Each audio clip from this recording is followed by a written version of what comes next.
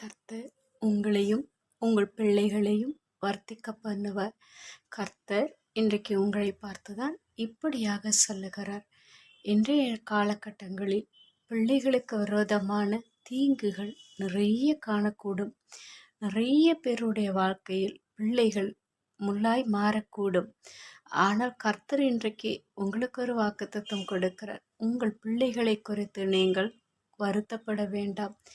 கர்த்தர் உங்கள் பிள்ளைகளை நிச்சயமாகவே வர்த்திக்க பண்ணி ஆசீர்வதித்து உங்கள் பிள்ளைகளுடைய எதிர்காலத்தை அவர் பொறுப்படுத்தி கொள்ளுவார்.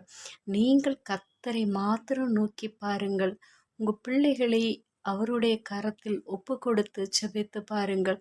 உண்மையாகவே கர்த்தர் அவருடைய எல்லா விதமான காரியங்களை அவர் நேர்த்தியாய் செய்து முடிப்பார்.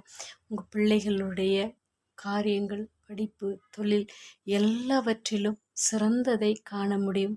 நிச்சயமாகவே கர்த்தர் உங்கள் பிள்ளைகளை ஆசீர்வதிப்பார்.